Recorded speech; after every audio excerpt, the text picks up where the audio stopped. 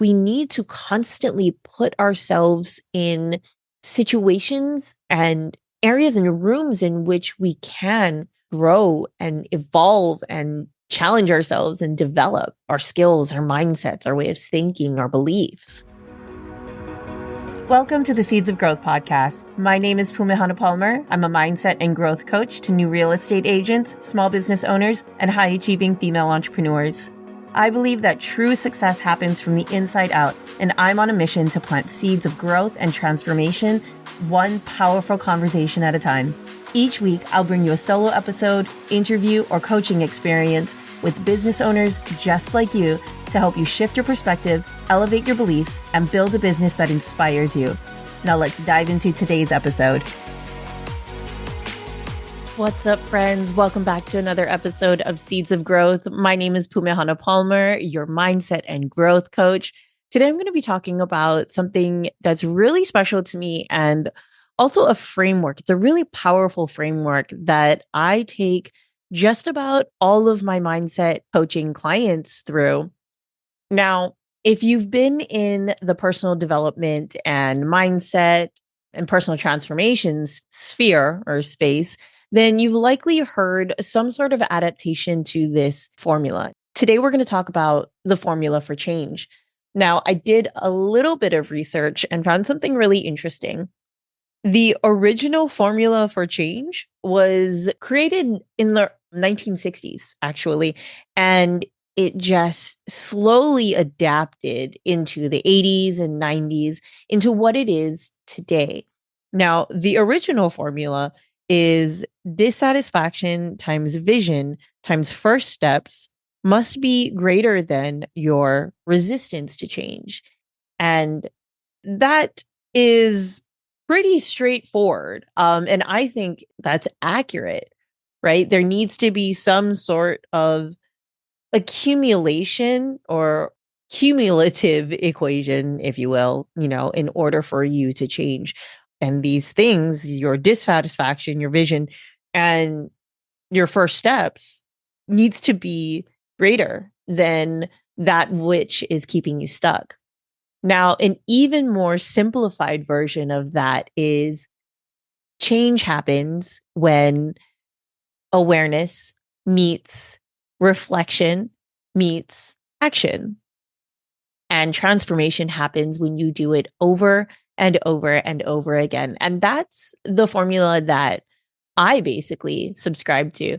But my adaptation or my little spin on it is adding acceptance into there. So what I subscribe to is change happens when awareness meets reflection and acceptance and action. And again, transformation happens when you do it over and over and over again. So let's dive into that. Step one is awareness. You absolutely have to be aware of the problem. And I think that's where the original formula comes in, is the dissatisfaction, is that you need to be aware of the issue, the problem, or what's not serving you. And awareness usually happens after a catalyst. Now, if you're like a real estate agent or an entrepreneur, oftentimes the catalyst is a low bank account or even just some sort of issue with a client or clientele. That's what brings you to a state of, oh, maybe something's wrong. And maybe not, I don't like to use the term wrong, but hey, something's not working here. And oftentimes you're not going to be in the first step long. Just that awareness just kind of happens, right? And then step two is your reflection. And I typically like to say step 2A is reflection and step 2B is acceptance. So best way to reflect is to ask questions.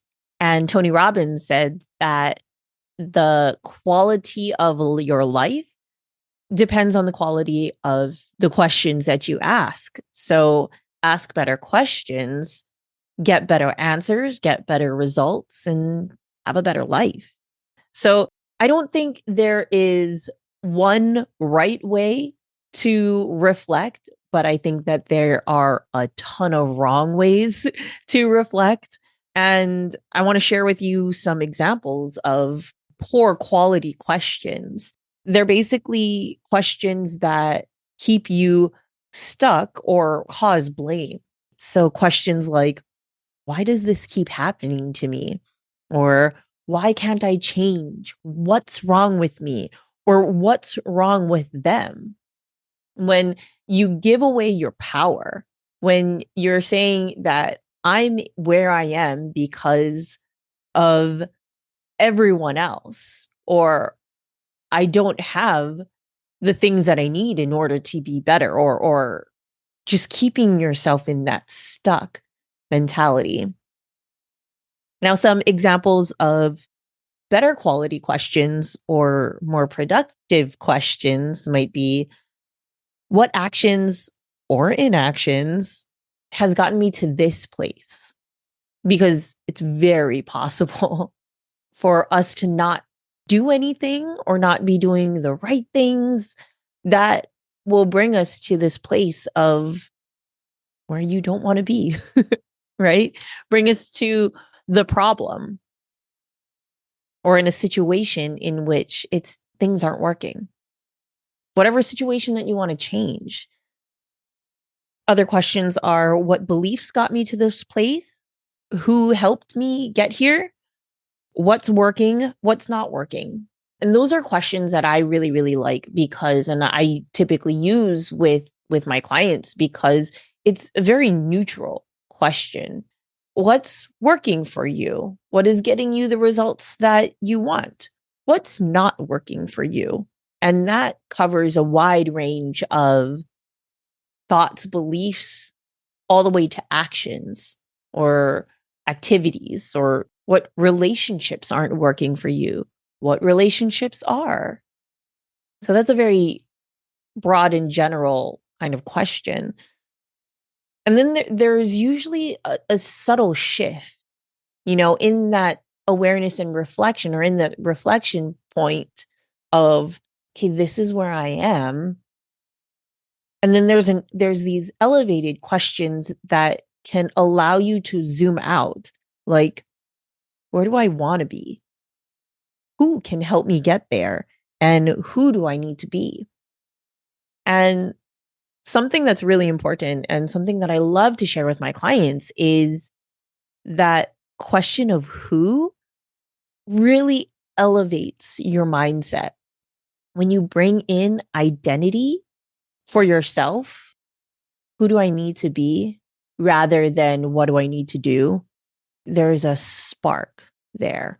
And if you read the book Atomic Habits by James Clear, he has like a whole chapter that speaks to this, or a whole section that says that when you make changes and decisions from a place of identity, then you'll notice your activities that in turn get you your results are a lot more different. And even the decisions that you make coming from a place of identity allows for an incredible, an exponential kind of shift.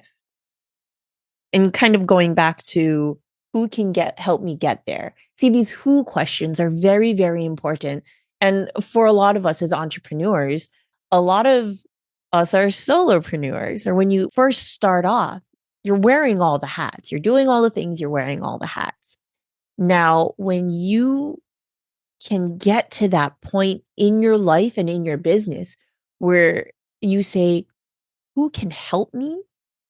Then again, you'll see exponential changes because you're not just relying on the efforts of yourself. You are now employing other people and their help, not like literally employing, but sometimes that's what it's going to take, is delegating the tasks, the responsibilities that aren't your zone of genius or are energy suckers, and they're not the most productive use of your time. So as a business owner, you might not be, some of you are, but there's a lot of business owners that don't go into business so that they can file their taxes. So when you can delegate, hey, this is where I want to be in my business, who can help me get there? There's going to be a point in which you need to delegate filing your taxes or, running certain numbers or managing a social media account. Who can help you get to that level in which you want to get? Now, bringing it back to step 2B is this idea of acceptance. After you reflect and take the time to reflect, there needs to be a level of acceptance of, okay, this is where I am. So what I typically share with my clients and the way that I explain it is think of yourself out on a map. Let's say you're in Scottsdale, Arizona.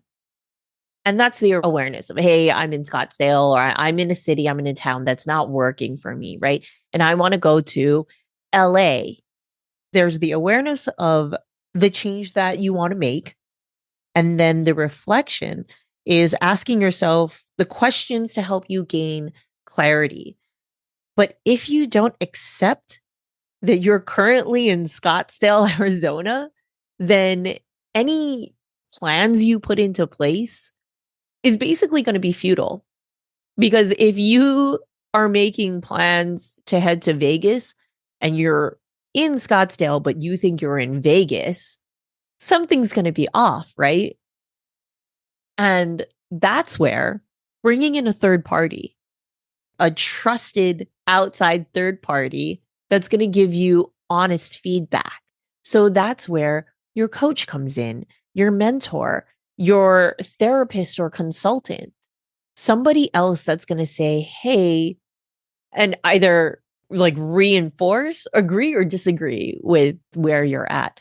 Now, I want to put a huge asterisk and bold, italicize, underline, trusted third party, because somebody like a coach or a mentor or a therapist or consultant, somebody that is very well aware of your goals and they don't have any sort of, I don't want to say ulterior motive, but think of this, and I don't know if you might not have this kind of relationship with your mom or friends or something like that.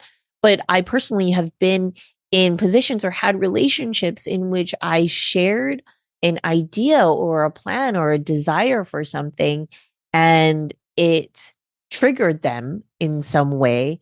Or, I mean, let's just say that it triggered them or caused something in them. And they advised me in such a way based upon their personal viewpoint.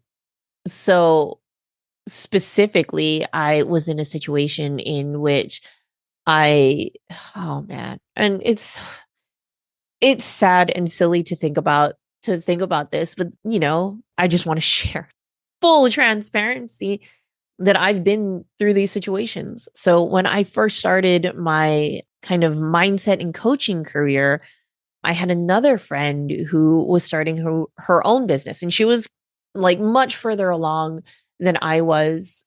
And we had similar, I guess, audiences, if you will, and potential clientele. And, I shared something with her. Hey, this is what I want to implement in my business. And, how cool would it be if I did this with my business and then like passed it on to you and had your clients or have them go through your program and this and that. And I totally misspoke. I didn't think it was impulsive and, insensitive of me to share that, but I crossed a line. And at the same time, she took offense to it and kind of misread my intentions. Obviously, it wasn't my intention to step on any toes or steal clients or whatnot, but it caused a huge rift. You need to be very mindful and careful of whom you share certain information with and your desires and whatnot, because it could cause problems. And, it's going to inform how they advise you or what they say to you. In that same vein, think about your mom or a parent, and you share with them some entrepreneurial journey of, hey, I want to do this, or I'm kind of letting go of the life raft of a salary, and I'm going to go and do this thing and burn the bridges, if you will. Now they're going to say something along the lines of, I don't know if that's such a great idea. Are you sure? Or this, and that, because as parents are, and I'm saying this because I'm also a mom who can sometimes be overbearing and overprotective, but your safety is their number one priority. So just keep that in mind. Now, kind of going back to this map analogy, step 3 of you getting from Scottsdale, Arizona to LA is going to be taking action. And that's step 3 of the formula. Step 1 is awareness. Step 2 is reflection and acceptance. And step 3 is taking action and doing something to move you forward. Anything, honestly, be it doing a Google search, a YouTube search, or looking up flights, or scheduling that safety check, if you're going to drive. Do something to put one foot in front of the other and keep you moving forward. It's those little actions that's going to compound and just get you one step closer. And as humans, I think one of the most necessary elements of our lives is growth. Because I don't know about you, but when I'm in a place where I just feel stagnant or just yucky and icky, it's likely because there is no growth that's happening. I'm not being challenged. And we need to constantly put ourselves in situations and areas and rooms in which we can grow and evolve and challenge ourselves and develop our skills, our mindsets, our way of thinking, our beliefs. So it's so important for us to just keep taking action and don't stop until you see those giant letters that say LAX, or, those iconic palm trees coming down as you're driving down the road in LA. Don't stop. Keep going. And then lastly, transformation happens when you do it over and over and over again. And maybe your next change isn't going to be, or maybe your next change is going to look like you going from the LAX airport to Garden Grove, or maybe it's something a little bigger than that, from LA to San Francisco. Action breeds clarity. Action breeds clarity. And if any of you are parents out there, parents of young children, there's a song in Frozen 2 where Anna, well, unfortunately, and this is a total spoiler alert, but Olaf dies for a little bit. And Anna sings this song of the next right thing. And you just need to keep doing the next right thing. There's a very famous quote out there from Martin Luther King Jr., that says that you don't need to see the whole staircase. You just need to see the next few steps. And that's all that you're doing. That's what this is. That's what the taking action is taking one step at a time as you see the staircase unfolding in front of you. And if I'm being totally honest, there's going to be times in your life where you will find yourself right smack back in Scottsdale, Arizona. And sometimes it's a low. It's going to be a low. And sometimes it's gonna hurt. But the interesting and incredible thing about this is as you keep implementing this formula, I can almost guarantee you that you're not going to stay in Scottsdale very long. That you'll build that awareness muscle over and over and over again. And you'll start to notice, oh, hey, I'm back here again. And there was a point in time in which Scottsdale, I made a decision that Scottsdale did not serve me. So I got to get out of here. And I got to get out of here fast. And it's up to you to decide to stay in Scottsdale however long you need to. But if you're listening to this podcast, I can only imagine that you don't want to stay there long. So, friends, thank you so much for joining me. Again, the formula for change is change happens when awareness meets reflection and acceptance and action. And transformation happens when you do it over and over and over again. So thank you for joining me. I look forward to seeing you again in the next episode. If this served you at all, please, I encourage you to head to wherever you listen to podcasts, click subscribe, click the like button, and write a review. I am so excited about this podcast. I'm so excited about this medium of sharing my thoughts with you guys. And I'd love to hear your honest feedback. So thank you again, and we'll see you next time. Aloha. Thanks so much for listening. If this episode served you, please do me a small favor and head to your favorite podcast platform to rate and review the show. Your small act will play an exponential role in getting these powerful conversations out into the world. Be sure to connect with me on Instagram at @PumeHanaPalmer and DM me with your insight and takeaways. See you next time. Aloha.